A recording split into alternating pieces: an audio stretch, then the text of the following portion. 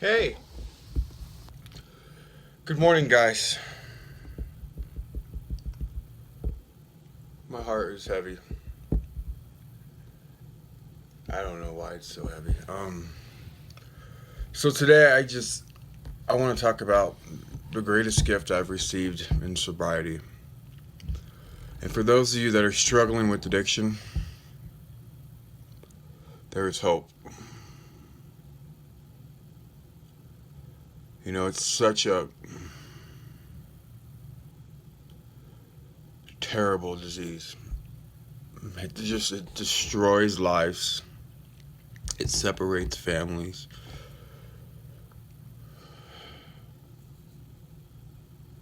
And honestly, I can't stand it.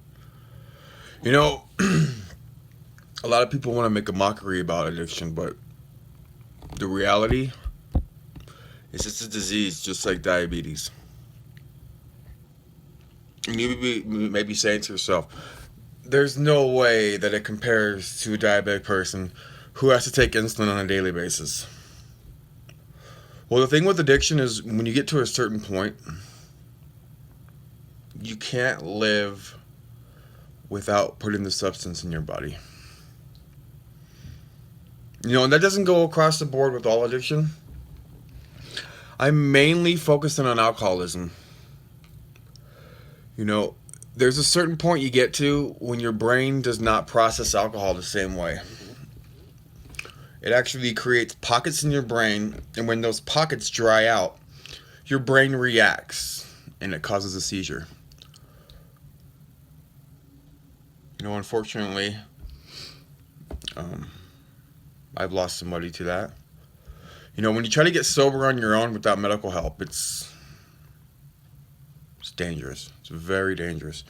But anyway, I want to get back to the point. The greatest gift I have received in sobriety, and it may be different for each particular person, is that I got back the power of choice. And you may be thinking, haven't you always had the power of choice? Yes and no. See, my addiction brought me to a place where I couldn't continue going on with alcohol as relation to it was destroying me. It destroyed me financially. It destroyed me spiritually, physically, mentally. My mind escaped. I became clinically insane. You know, deemed by the state of Colorado of harm to myself and others. Stamped insane. But I really wasn't. I was sick. Alcoholism